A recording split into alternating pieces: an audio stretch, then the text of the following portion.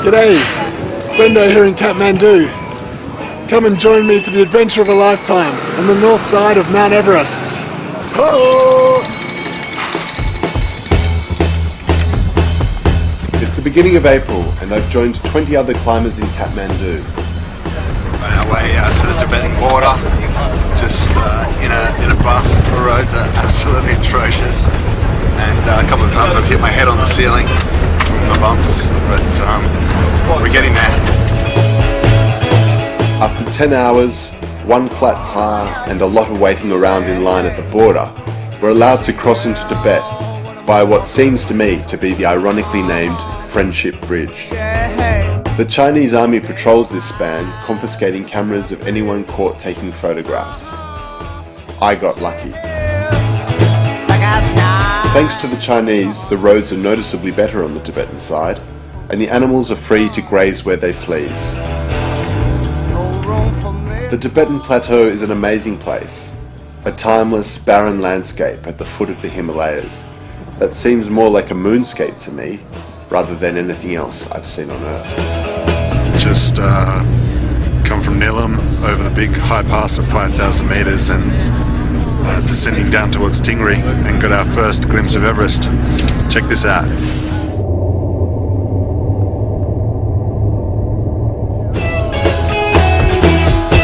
Kick of the football, a quick chat with the locals, and we're off again, weaving our way through ancient gates and thick Tibetan traffic.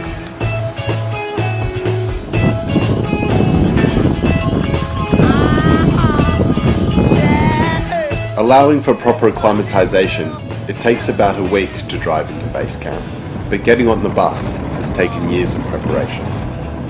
Previously, I had spent 6 weeks climbing mountains in the Solu Khumbu region of the Himalayas, including an ascent of Ama Dablam at 6,850 meters. In my opinion, the most beautiful mountain in the world. We've just had a massive slug up from Camp 2. God knows how high we've come. Does anyone know? Yeah, I tell you, we're at 6,416. I'd also travelled to France, Switzerland and Italy, climbing mountains like the Matterhorn, Mont Blanc and other lesser known 4,000 metre peaks. Cardiovascular fitness is paramount on Everest, and in the year prior to the climb, I ran a marathon and cycled many of the hardest mountain stages from the Tour de France. At the start of January, I quit my job and moved to Chamonix at the foot of Mont Blanc. I climbed every day conditions would permit, with an eclectic bunch of European climbers. It was a great way to dial in some mountain awareness and get fit before heading to higher ground.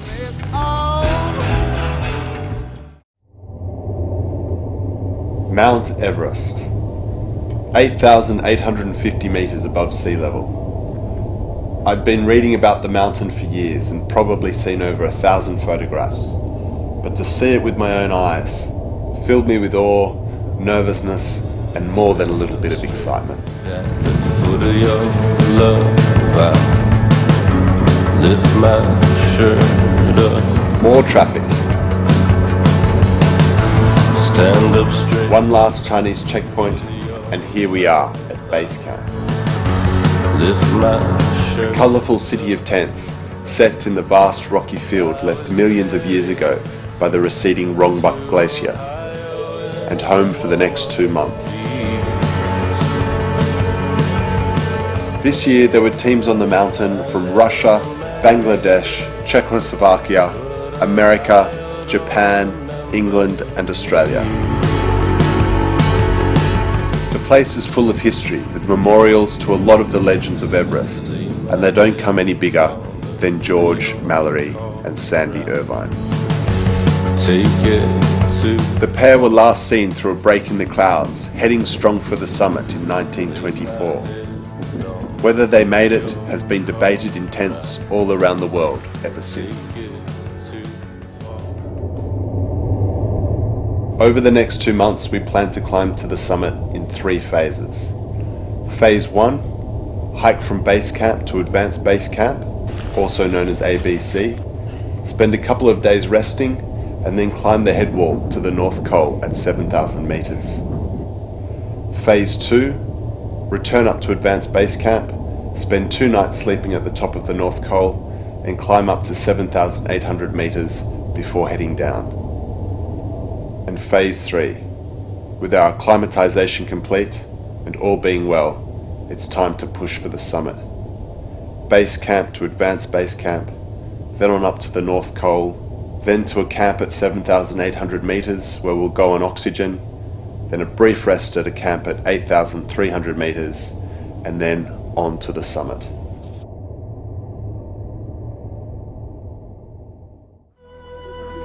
Buddhist prayer flags are everywhere in the Himalaya. The Tibetans print prayers on flags and hoist them high into the air or place them in the center of prayer wheels. Every time a flag flaps in the wind or a wheel is turned, the prayer is offered up to the gods. There must be 1 million prayer flags offering up 1 million prayers. Quick tour of base camp. Come along and have a look. So this is the communications tent. You can see we've got the radio here. Next door, we've got the mess tent. Everybody having some tea, waiting for breakfast. Morning, guys. Morning. This is the kitchen. Some Sherpas. Tibetan cook boys. Hello. Good morning, Raj. Good morning, sir. How are you? Fine, thank you. What's for breakfast? Breakfast is fried egg and toast, Yeah, rice and some bacon. sounds good. Yeah. This is our store tent. You can see in here there's a sort of particular smell to it as well. Not necessarily appetizing, producing one.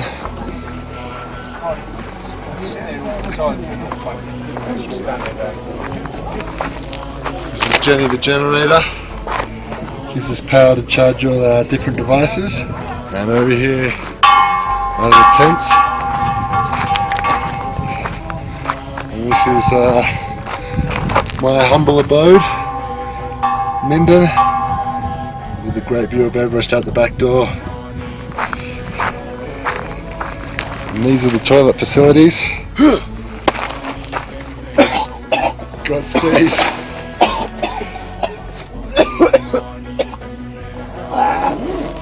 So we meet again, do we?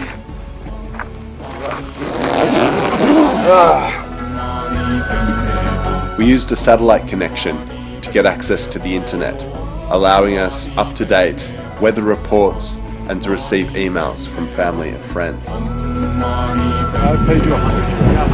Bartering with the local Tibetan traders for soft drinks and snacks was a daily occurrence in base camp. For 20. 120 gigs in.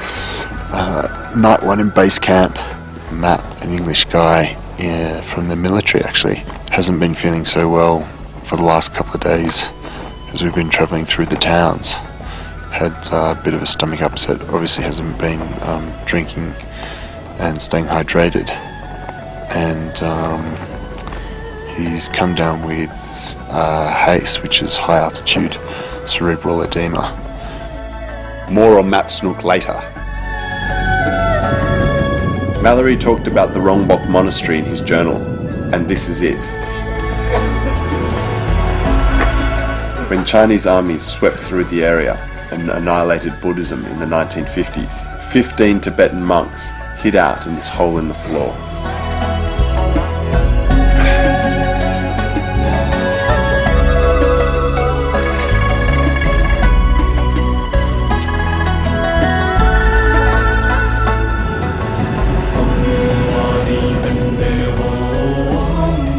A lama has come up from the local monastery to conduct a puja, a blessing ceremony asking the gods for safe passage on the mountain.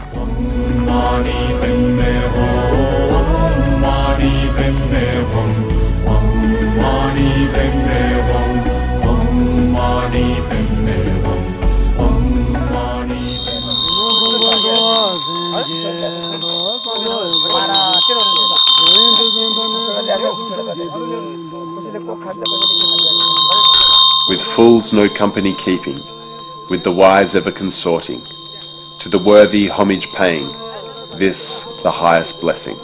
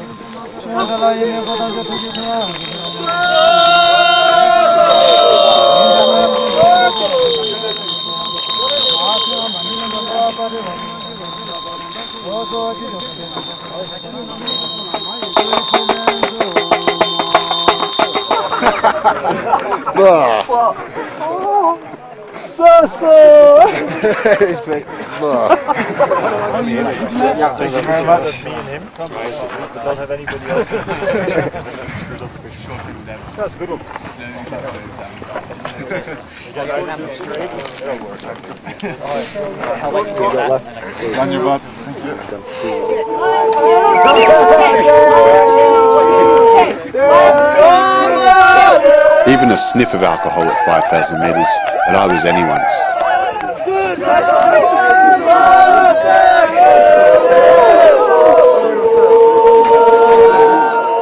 We've hired a great team of Sherpas who are going to assist us in setting up and stocking high camps. Many of them are born at 4,000 metres and their bodies are well adapted to operating at altitude.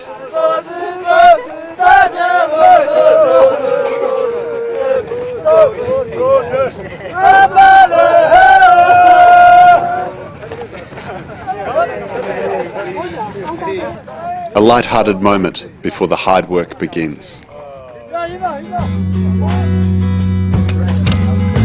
Climbing Everest is all about acclimatization and allowing the body to produce the extra white blood cells to carry the thinned oxygen to your muscles. Throughout the drive into base camp, we'd been on a series of climbs up to 6,000 meters, with the basic principle being climb high and sleep low. Bet you think that's pretty clever, don't you, boy? Having hiked up to 6,000 meters previously, we're now ready to climb on the mountain. From base camp, we trekked up the rocky debris covering the middle of the East Rombok Glacier, where huge spikes of ice rise up to 30 meters tall on either side, like icebergs in a frozen flow down from the north face of Everest.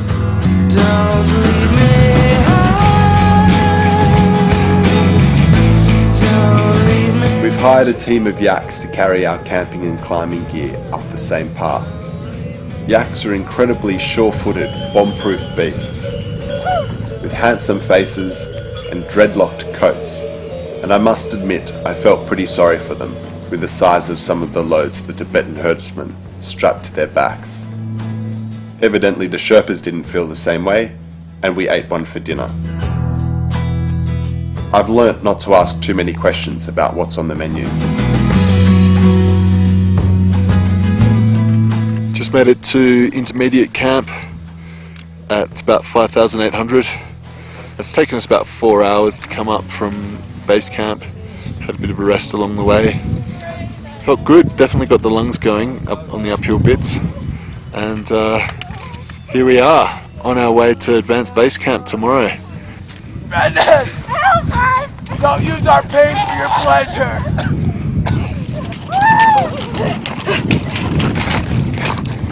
Come on, Heather, you got more puff than that. Last couple steps.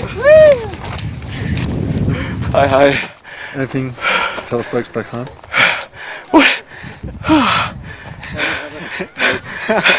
I didn't understand you. That'll do. A little bit of a bleak place. This is used just to break the long journey between here and advanced base camp. Just walking up to advanced base camp. It's quite a beautiful sunny day, and the views are spectacular of Everest and of the glacier, the East Rombok Glacier.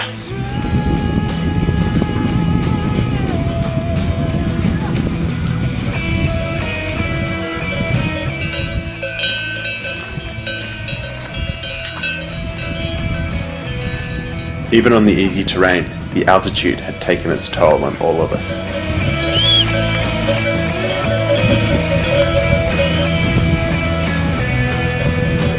G'day and welcome to Advanced Base Camp on the north side of Everest.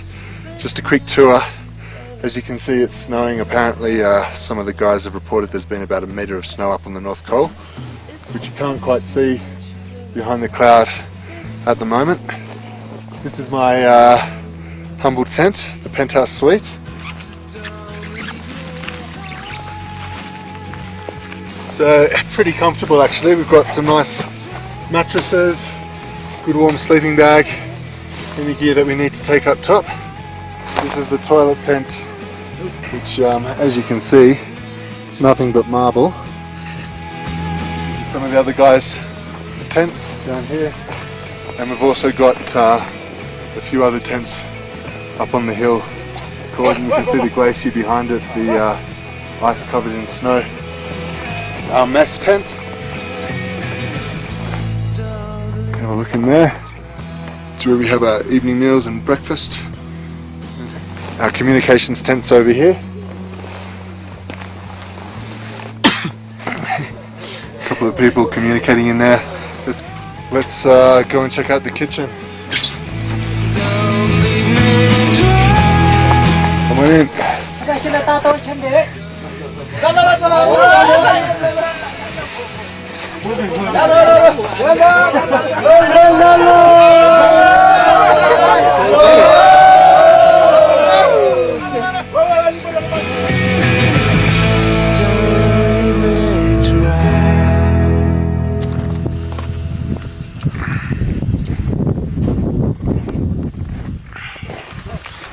I'm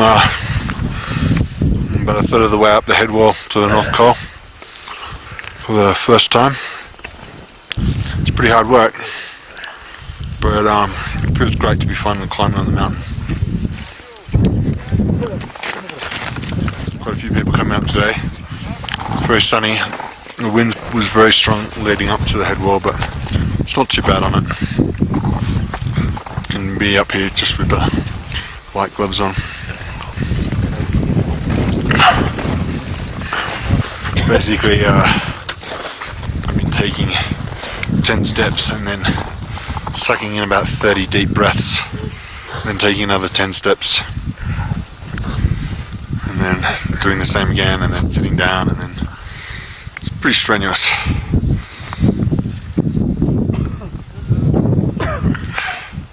Wouldn't be anywhere else in the world though.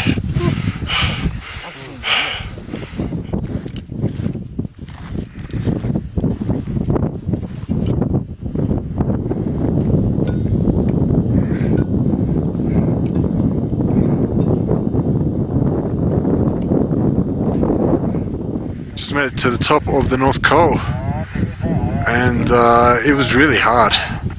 It was really hard, but not too bad really. I mean, I pushed it a little bit and got my lungs going. Fortunately the weather was okay, the wind wasn't too bad. There was a bit of spin drift, but this is a new personal best for me. This is, I think it's about 7,100.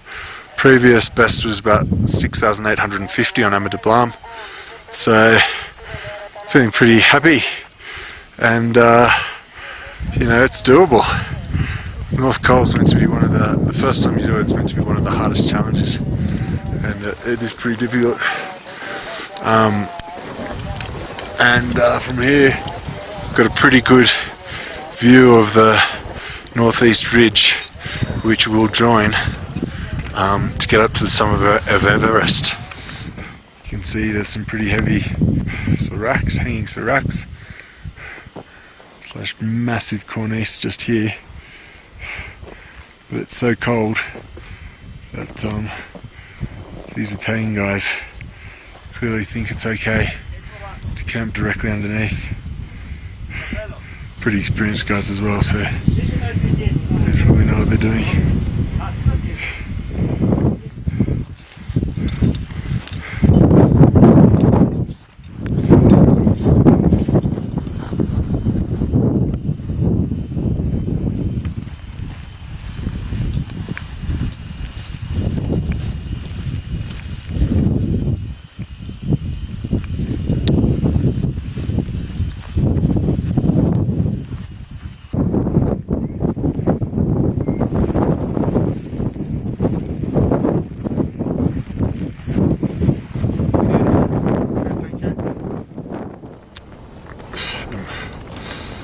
just heard news that there's been an accident on the North Col. One of the hanging seracs collapsed, the large hanging serac in the middle of the North Col, and apparently 2 people are dead and 2 people are badly injured, which is of course pretty confronting to everyone down here at base camp, especially considering, you know, it was us only 2 days ago that were on the fixed lines going up underneath that very serac. So everyone's a bit shocked.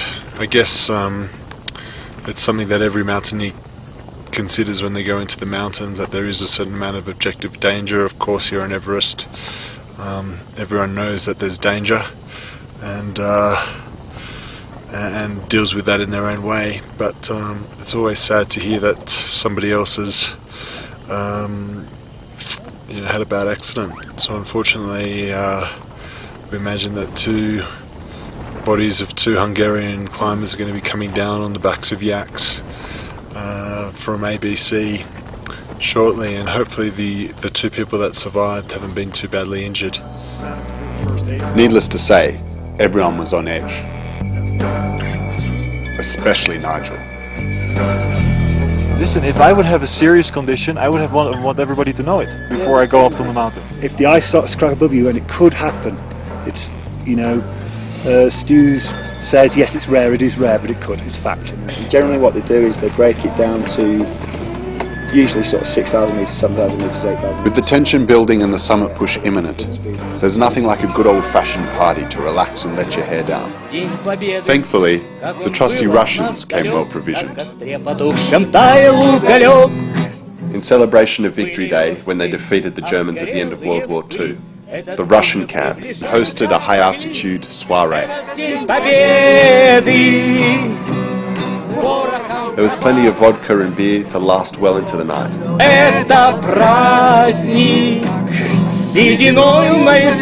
It was great to meet the other climbers on the mountain and hear what other people were up to. People attempting to parapente off the top. A 13-year-old kid trying to be the youngest ever to summit.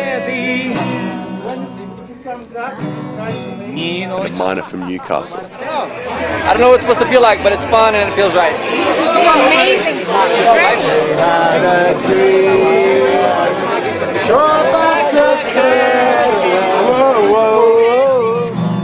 Это праздник сединой на висках.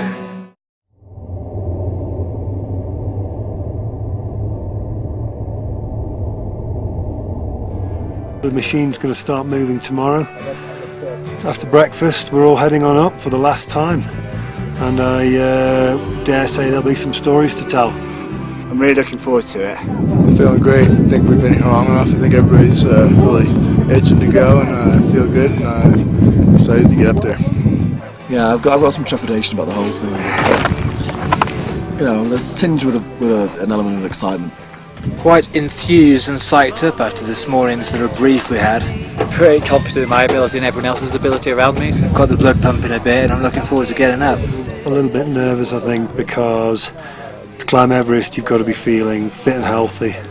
There's little doubt about that. There's a lot of excitement, and I'd say there's a little bit of pressure for us to succeed and reach the summit. I guess you weren't even sure that you were going to make it this far earlier in the trip. How are you feeling now, sort of in light of all that? Yeah, pretty nervous. I guess my odds of summiting still pretty small. I think he's got every chance to reach the summit. So what are you most worried about? Well, it's getting the heat back, getting the lungs back. There's just absolutely nothing I can do about it. I've got the meds. But if it comes back and haunts me, there's nothing I can do. 2 days ago I was worried that the weather window was never going to get here and we were going to end up going home after a 2.5-month camping trip without even giving it a shot. Worried about bottlenecks, definitely getting stuck behind other teams, losing time, getting cold. On an Everest expedition, more than anything else, people really want to reach the summit. They've not come here just for the experience of being here. It's really about the summit. Well, I'm doing climbing this for American Cancer Research. It is a personal lifetime dream for myself and Matt. And a photo of my dad who died of cancer 2 years ago. So doing it in aid of him? JT Young Achievers Foundation, which a very good friend of myself and Matt's was killed in Afghanistan 2 years ago. It's whether I want it enough when we get high. Brought packs of jelly. You could say that's my secret weapon. What are you most excited about? Most excited? Honestly, just getting to the top and then getting home. Actually seeing the sunrise as well over the Himalayas is going to be pretty spectacular, and I can't wait to see that. Wishing everybody the best of luck, and let's hope we get the whole group to the top. I'm here, I'm still fighting, and we'll see what happens. Had a fantastic day today. Everyone's headed up to Advanced Base Camp, and unfortunately I'm not feeling well. Got a terrible cough, and I've managed to somehow strip my throat completely bare, and I thought I'd take an extra day to recover. So everyone's gone up to Advanced Base Camp without me. I'm left alone in base camp, which is like a deserted town at the moment. But hopefully should be okay if I rest up today, get my throat back in decent order, head up tomorrow, and then I'll be able to catch up with the guys at Advanced Base Camp. Truth is that if I was feeling like I am today and had to go for the summit, I don't think I'd make it. So it's been a bit of a kick in the pants this late in the game after feeling so strong for most of the expedition. Anyway, we'll see. Stand up straight. Here we go. It's the 20th of May, and we're about to head up to the North Col head wall, start our summit push. Finally, here we come. Lift my shirt up. I was carried to Ohio in a swarm of bees. I never married, but Ohio don't remember me.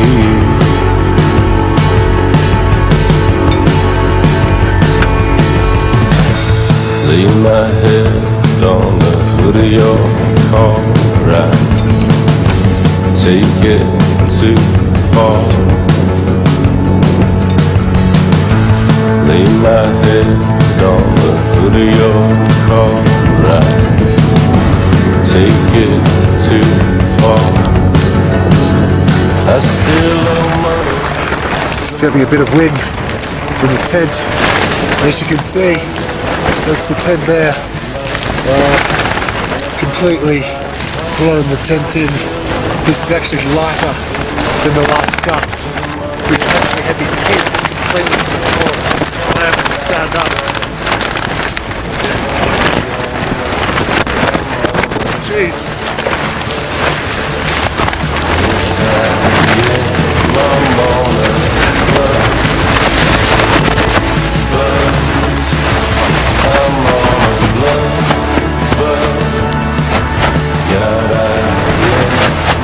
Very nice, welcome to the North Col. It's just snapped one of our tent poles, unfortunately. The whole roof's gone limp. I've never experienced wind like that before. And it's only 2:20 in the afternoon. I'm going to have to go and find another tent to sleep in, I think, because this one is stuffed. I never married. Slowing up the North Ridge, North Col, to camp at 7-8, and unfortunately I've got to carry this 20 kilo backpack, and the day's taken a bit longer than I anticipated. It's been a bit windy, and unfortunately I'm getting to the top of this almost like the hardest day so far. To the money I owe, the flows are falling out from everybody I know. I'm on a blood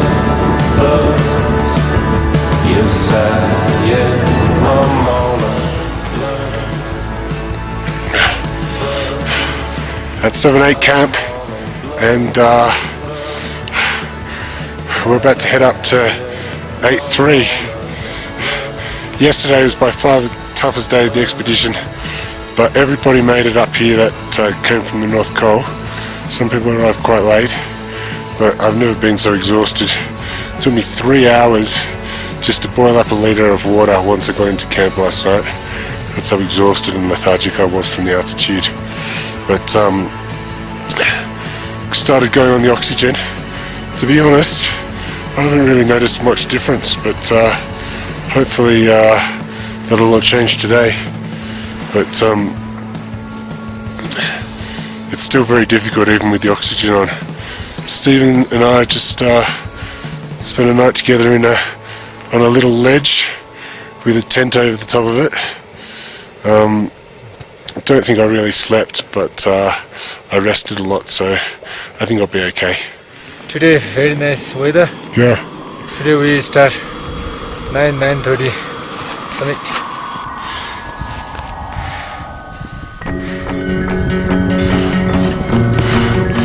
Halfway towards the camp at 8,300, and the summit ridge is starting to look very close. Everything, you can see the second step very clearly. You can see the slope at the foot of the summit, and you can see all the obstacles. Looks tantalisingly close.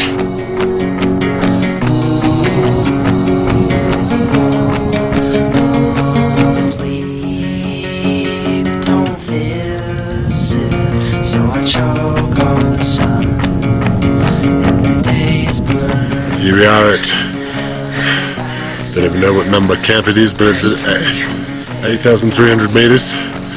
Quite a happy little tent we are.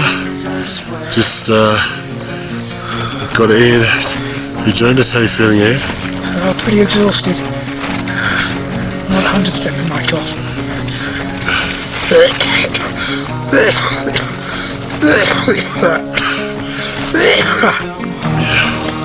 Get some water into you, mate, you'll be fine. What about you, Matt? How are you feeling? Mask off. Felt better, to be honest, but still alive. That's one thing. Hoping for a very quick recovery. Ball in the bag. That's it, really. Yeah, what else can you say? Not very inspiring. But no, life's tough at 8,300, there's no doubt about that. Everything's just a massive effort. Even just taking off your socks or moving around to get Ian into the tent, that was an epic. But the time now is 7:15, and at 10:30 we're going to turn on the headlights and start heading up onto the ridge, and hopefully get to the second step at about daylight. And yeah, fingers crossed we all make it to the summit tomorrow. Pretty exciting, to be honest, but we just got to make sure we get enough food on board, enough liquid in, so we can make it. Good luck, guys. Yeah. This is the view outside our tent. All my nightmares escape my head. For the door, please don't let them. We climbed through the night, and it was so cold that my video camera stopped functioning properly. Now my head is swimming at the sea. But at 6:30 a.m. we managed to reach the summit. If I can.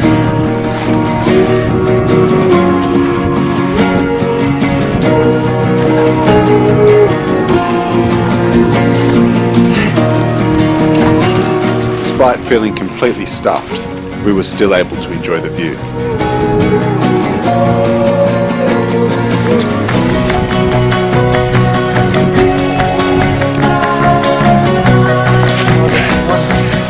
top of the world! Yes! Yes, you are. Yes, you I are. made it! Yes, you are. Finally! Absolutely exhausting day. But, here I am, top of Mount Everest. Just a quick note to say I love you to Mum and Dad, and Greg and Pato, and to thank you for all the opportunities you've given me in my life, and for instilling in me the confidence to try something like this. Now all I gotta do is get down.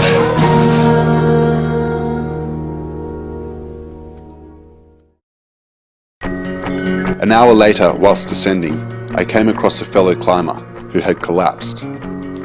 I checked his mask and noticed the main valve was frozen over. I chipped the ice away with my pocket knife. He still had lots of oxygen left in his tank, but it was on a low flow, so I turned it up to the maximum flow. A hole in the hose to his mask started hissing, and I sealed it with some duct tape I had on me for just such an emergency. With a Sherpa pulling in front and me holding him up from behind, we managed to get him moving and down to camp safely. All's well that ends well, and we arrived back in base camp to find out that the collapsed climber was in fact Musa Ibrahim, the first Bangladeshi to summit Everest, and the whole country was celebrating. In Kathmandu, I was invited to speak at media conferences and as guest of honour at an embassy party. I was also invited to Bangladesh to attend the national celebrations. The story even made front page news in the Bangladeshi press. After the summit, there was a subdued mood in advanced base camp. With only 4 of the 20 in the group making it to the summit, there were mixed emotions. People had backed off due to frozen eyeballs, blocked oxygen masks, and exhaustion. I'm very disappointed not to have summited. I realise probably a lot of people say that, but when you consider the reason why I didn't, basically my breathing apparatus failed at about 8-7, we were on the second step. So I had to descend the whole way without oxygen, which I was a bit scared of, quite emotional. One thing is for sure, summit or no summit, we all shared an epic adventure that will forever change our lives.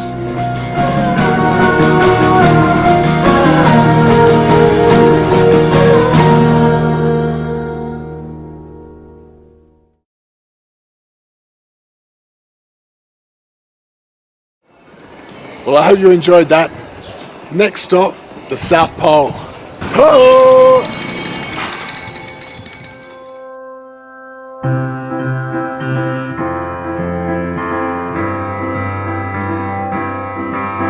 Stay out super late tonight, picking apples, making pies. Put a little something in our lemonade and take it with us. We're half awake in a fake empire. We're half awake in a fake empire.